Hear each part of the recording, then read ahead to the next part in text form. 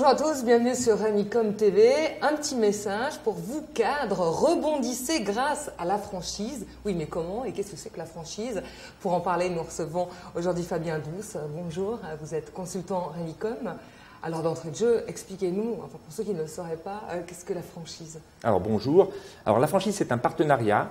D'un côté vous avez une entreprise qui a développé un savoir-faire, qui a développé une marque, qui a développé donc un savoir-faire qui est reconnu, qui a été reproduit à plusieurs reprises, donc on voit qu'il fonctionne à Genève, à Lausanne, à Berne, etc.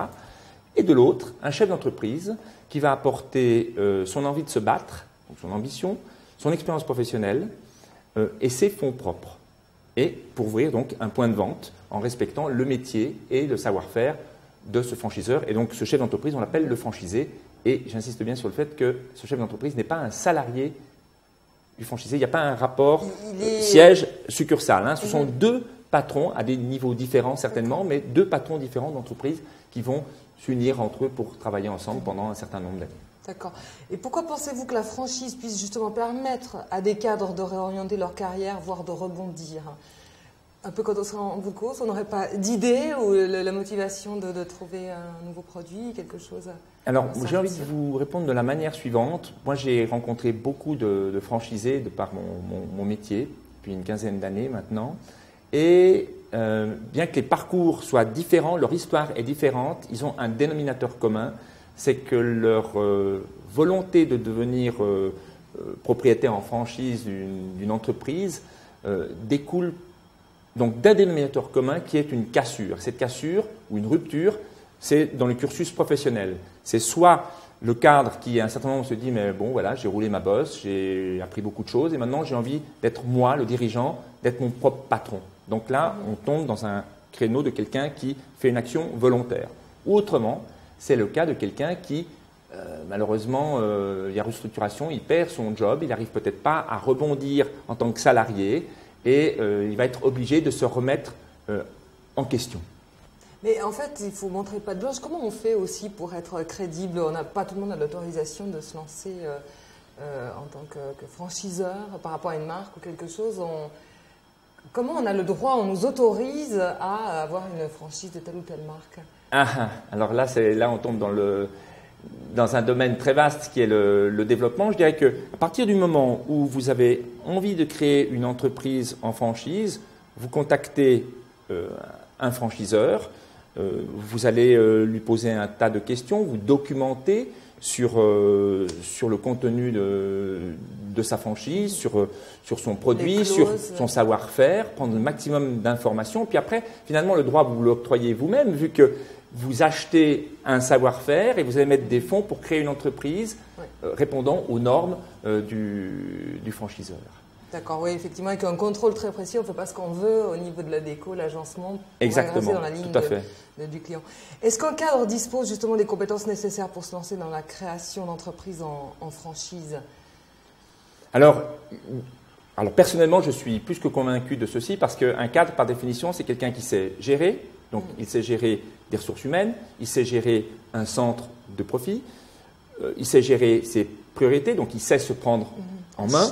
C'est quelqu'un qui est orienté par définition résultat. Donc, c'est quelqu'un qui a toutes les capacités pour devenir chef d'entreprise. Et je dirais que les franchiseurs ne se sont pas trompés parce qu'il faut savoir qu'il y a une règle pratiquement universelle, c'est que 40% des franchiseurs ne recrutent essentiellement que des gens qui ne connaissent pas le métier qu'ils prestent dans le cadre de leur franchise.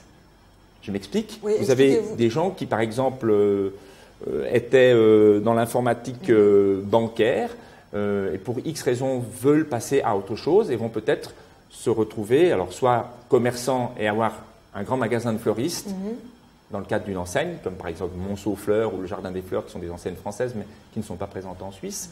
Ou alors la personne qui était, je ne sais pas moi, directeur d'une succursale dans une banque, qui veut voir autre chose et qui va peut-être adhérer à un réseau de franchise pour ouvrir un dépôt-vente, c'est-à-dire un de ces magasins qui vendent du matériel d'occasion. Donc rien à voir avec le métier d'origine. Et ça, c'est une des grandes richesses de la franchise. Donc ça, c'est plutôt bien, justement, ils recherchent ça. Oui, exactement. Donc ça permet vraiment de rebondir.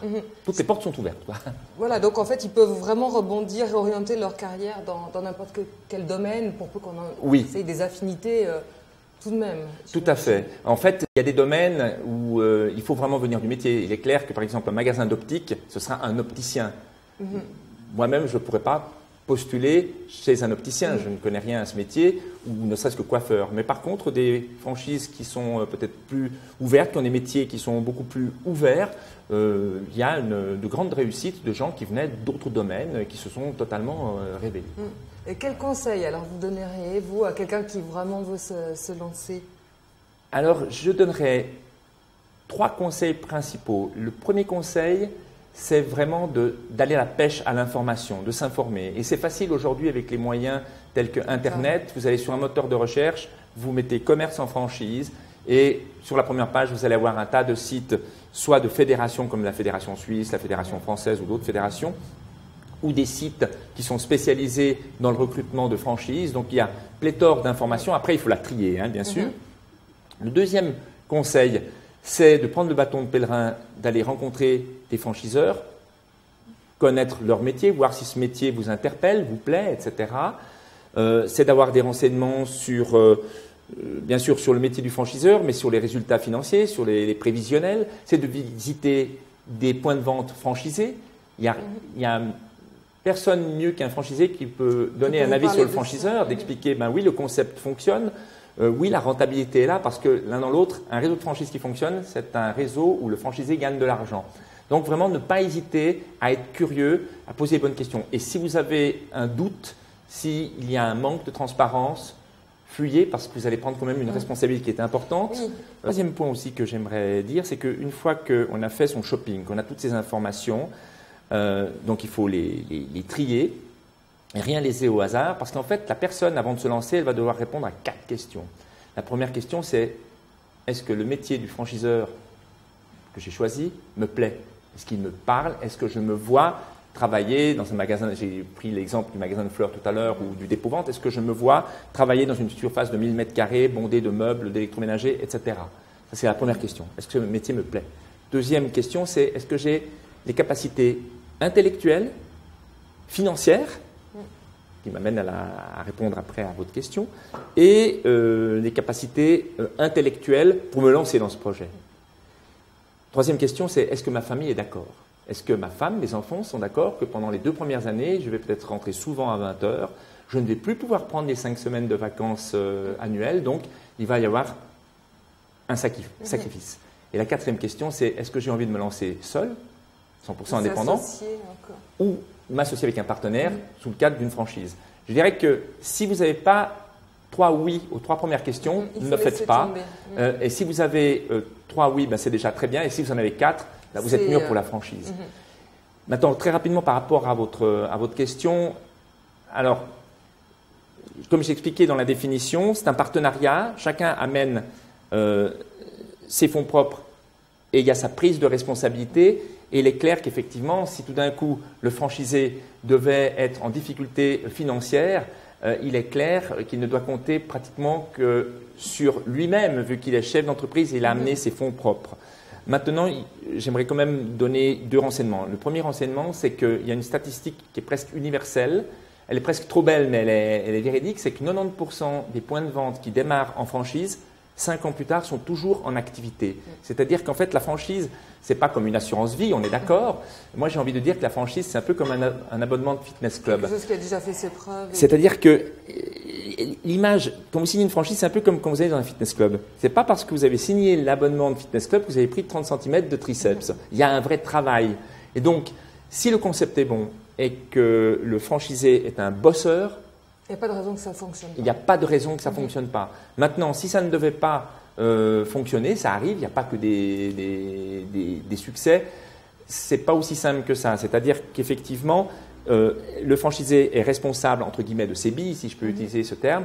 D'un autre côté, le franchiseur, il a quand même la tâche de faire en sorte que l'éventuelle cessation d'activité ou sans aller dans un scénario aussi catastrophique qu'une faillite, que le divorce se passe le mieux possible. Ça s'appelle un désengagement, c'est pas quelque chose de très aisé. Oui. Tout à fait. Ben, écoutez, je vous remercie Fabien Douce d'avoir répondu à toutes ces questions. Je vous remercie. Et on prend congé de vous. On se retrouve bientôt pour un autre thème. Au revoir.